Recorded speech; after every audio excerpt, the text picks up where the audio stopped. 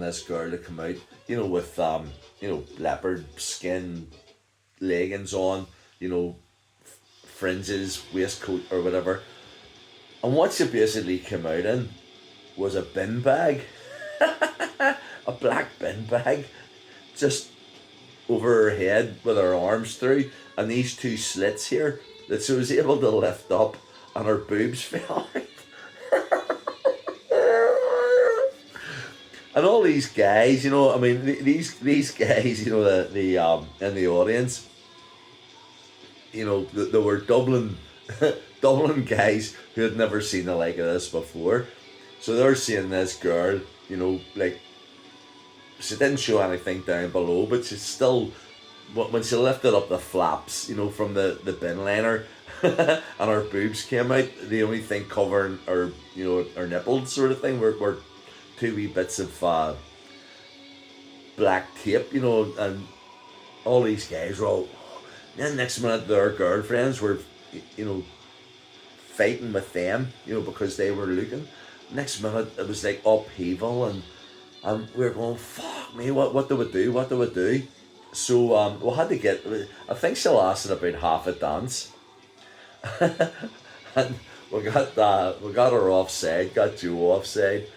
And off they went. I think Joe drove down himself, which was a good thing, which meant that then we didn't have to have anything more to do with that side of thing. And we went on and played a few more songs, but the atmosphere was shocking. It was terrible.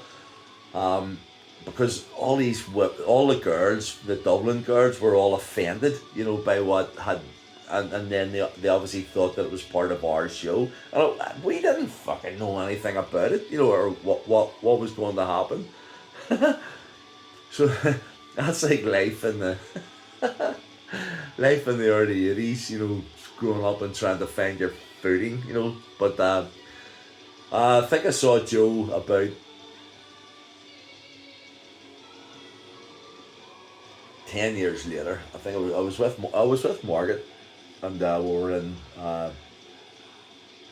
were in the airport going somewhere, and I went over and I seen him, and I went, everything good, Joe? Long time no see. And he went, oh, Harv, everything. Yeah. And I said, I recognise her. Is that your daughter? And he went, yeah. And she was like 11 or whatever at the time. I think she was like just born whenever I first knew him. And I said, you going on holiday? He said, no, I'm abducting her. I went, fucking hell. Right, off you go. I think that conversation lasted for about two minutes or something. And off I went with Margaret. But that was the adventures of vibrating Lane and Joe Toomey, and my early days of sort of trying to become accepted, in the rock fraternity. I wouldn't change anything, in any way, although I did, I would rather that Joe's dog was alive. I would rather that it didn't have those experiences with the witches, because I still think that maybe, I'm going to have to go there sometime soon, find them and ask them to retract their curse, if they had put one on us that night.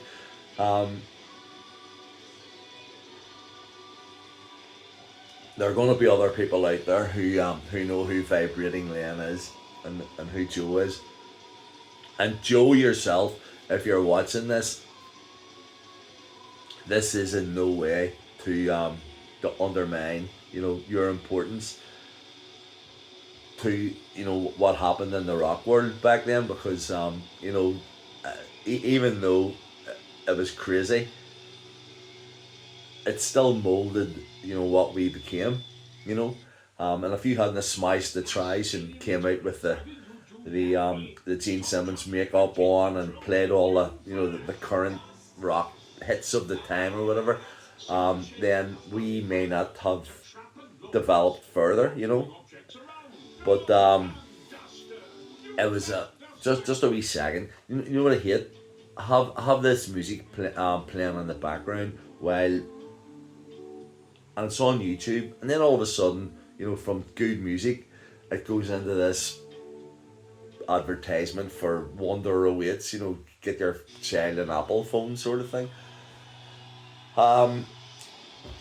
So that was that was the Joe to me. Vibrating then experience. There were other things. Big Harry McGaverick, and he owned the Viking, and I became friends with him as well. He was actually a DJ, a very successful DJ called the Big Bopper, back in the day, and so I went with him to do discos and stuff. Basically carrying stuff as well. And in my early days, that's what I did. I was like a roadie.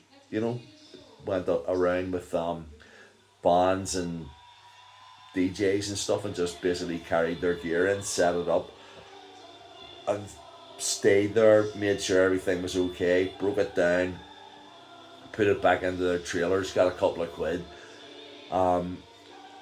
And it was all just part of the sort of development, of myself musically. And then here I am, 42 years later, thinking back on the fact that I think I might have been cursed by a witch. I was in bed with a DJ and his wife. I left a dog in a bin bag by the side of the road, and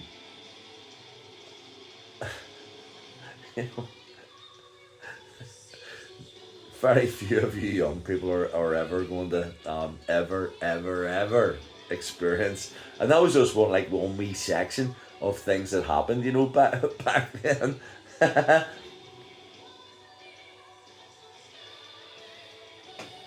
But I wanted to put the record straight about something as well, because there was I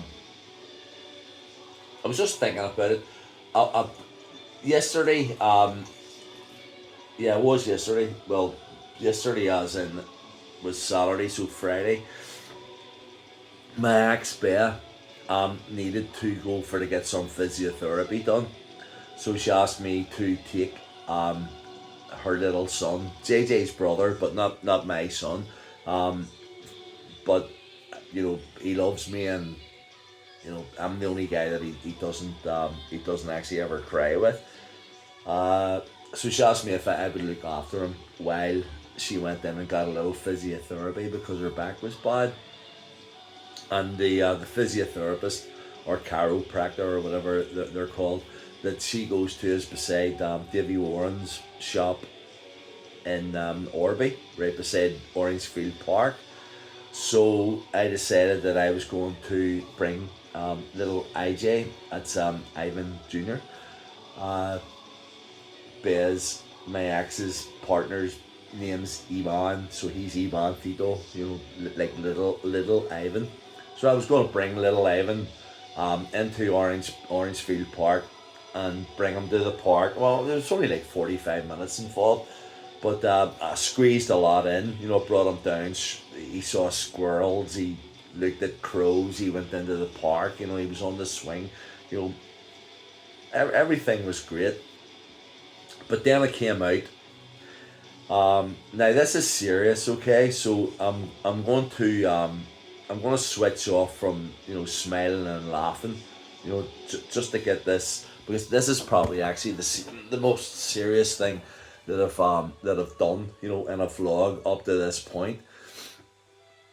So I'd shown wee IJ the squirrels and stuff, and a friend of mine from a bar that I regularly played in, like as in every 2 or 3 weeks, walked past me, sunglasses on with her 2 dogs, and I said, "Hey, how you doing?" And she put her head down and walked on past me, and I went, "What the fuck was that all about?"